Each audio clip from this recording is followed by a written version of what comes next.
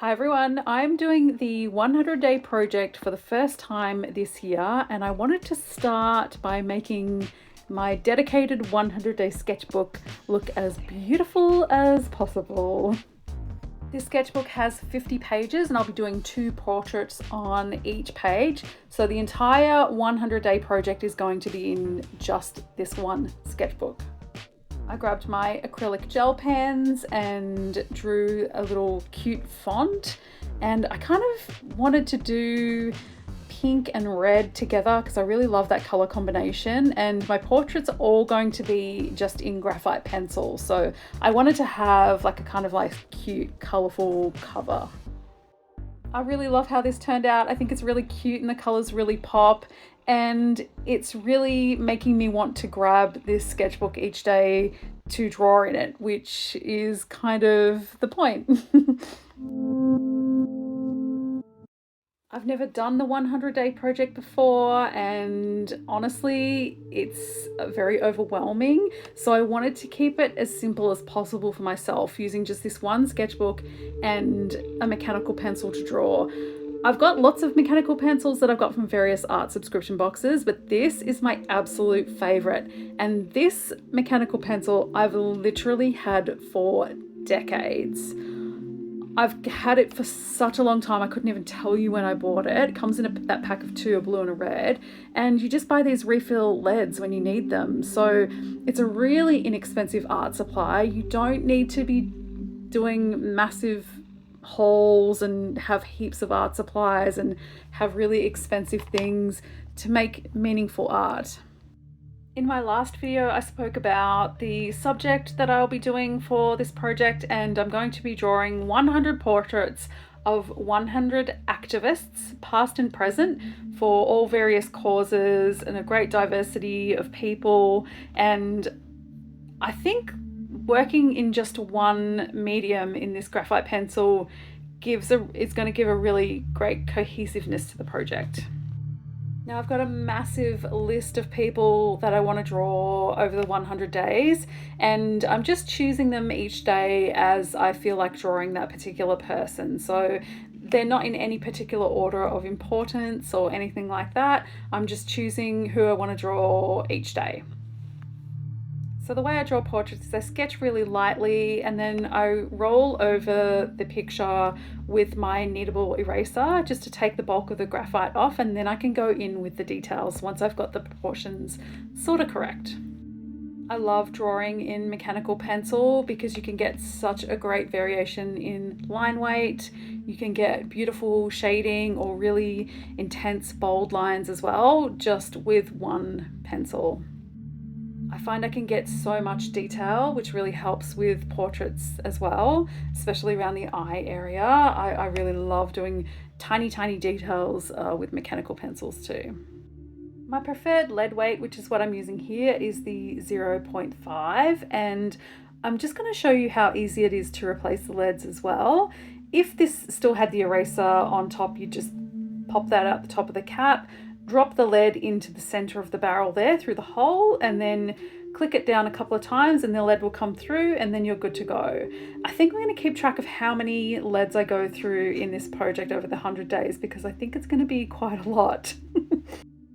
Now, usually I'm smarter than this and I work from right to left, but for some reason I started the first day on the left side, and I'm left-handed, so we had a lot of smudging happening, but I cleaned that up with an eraser, and the next few pages I did right to left. And of course, today's subject on day 1 is the gorgeous Sinead O'Connor. She used her voice and her platform to speak about child abuse, racism, human rights and mental health, and I think she was a perfect subject for day 1. And as I'm going to be using only graphite in this sketchbook, it is essential that I fix every portrait as I finish it. And this fixing spray is incredible. You can rub it, and you saw how smudgy it got before when I was working on it. Well, then this is later on after it's dried, and it doesn't smudge at all. So highly recommend if you're doing a lot of graphite work, either in your sketchbook or separately, then you use this fixing spray because it's really good. And I'll link all my art supplies in the description box down below. And of course it is the next day, it is day 2, and I decided to draw the Reverend Jesse Jackson on day 2 because he had just passed away and I wanted to pay tribute to him. Jesse worked with Martin Luther King during the civil rights movement. He was vocally outspoken on LGBTQIA+ rights, and he was heavily involved in advocating for the end of apartheid South Africa. And I'm really stoked. Day 1 and 2, pretty happy with how they've turned out so far. Day 3, I actually had to go get my car serviced, so I took my sketchbook to the car dealership, and because it's only one sketchbook and one art supply, this is really portable as well, which is also going to be good for days when I'm really fatigued and I can't get out of bed. I can just have my sketchbook with me and I can still take part in the project every single day. So the car dealership is not too far from my house, so I thought I would just wait in their little lounge there while my car got serviced, and they've got coffee and snacks and all that sort of thing, and like I had my sketchbook and I had a book, so I was all set. I didn't finish the drawing while I was there and my car was ready, so I went home and finished it at my desk. So this is a portrait of Grace Tame, who is a fierce activist for women and children who are survivors. And on the left, Robbie Thorpe, who is an Indigenous elder who does amazing work within the Indigenous community. Now, I didn't film the drawing of everything, so then we've got Audre Lorde and Alice Wong.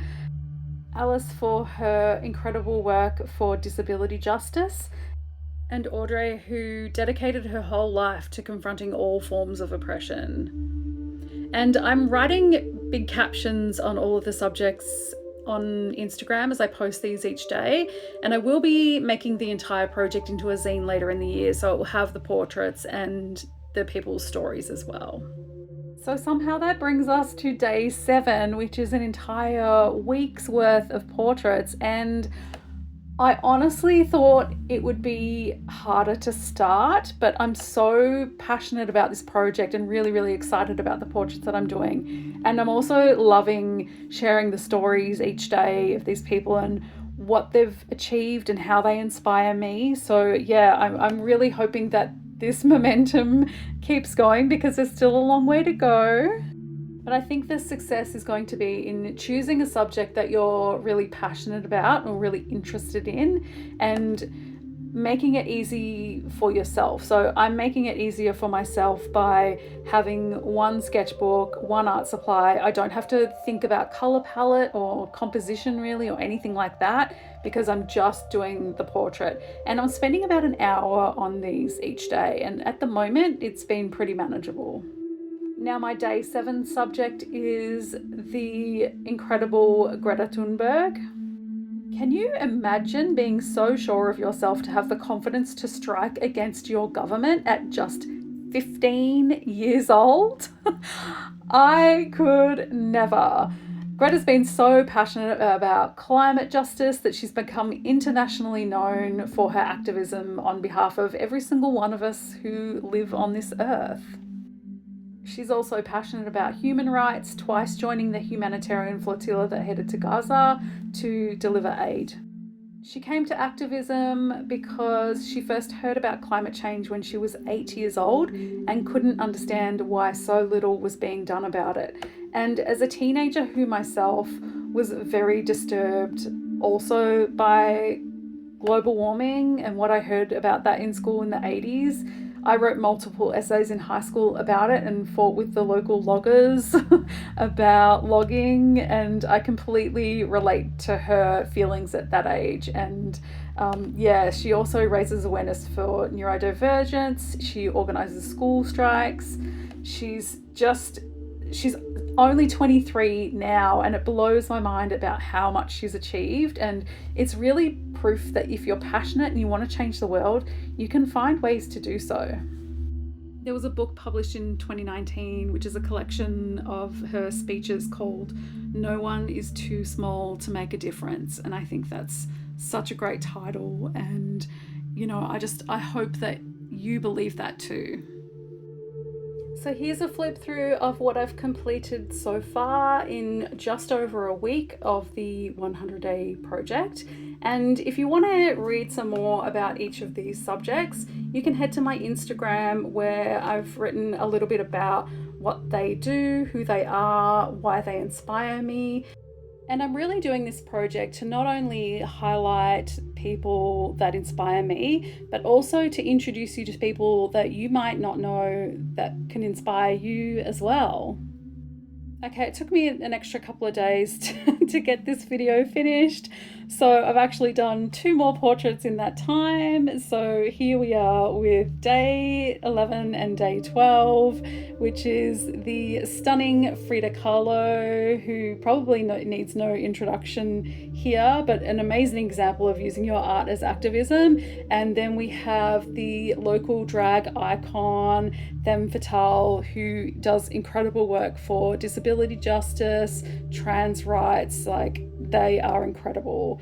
So yeah, I have officially done 12 days, and I've done a portrait every single day, and I've managed to not get overwhelmed, and I'm having a lot of fun with this project. I'm finding it very personally fulfilling as well. So let me know if you're doing the 100-day project, and thank you so much for watching, and I'll see you next time. Bye.